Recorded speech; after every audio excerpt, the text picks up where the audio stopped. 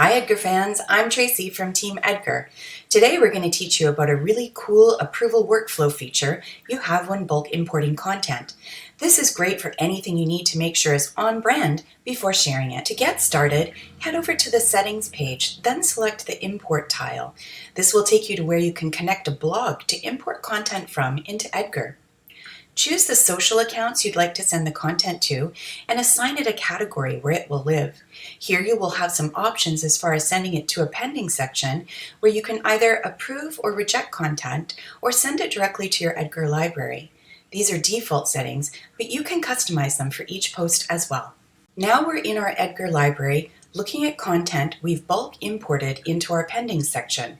We can reject things or approve them, and if we make a mistake rejecting something, it's easy to undo. You're also able to approve or reject everything in bulk.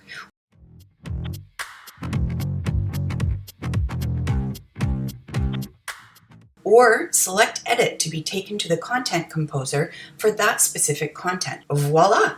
Now you're a bulk importing pro. Please feel free to reach out to us at support@meetedgar.com or via our chat with any extra questions.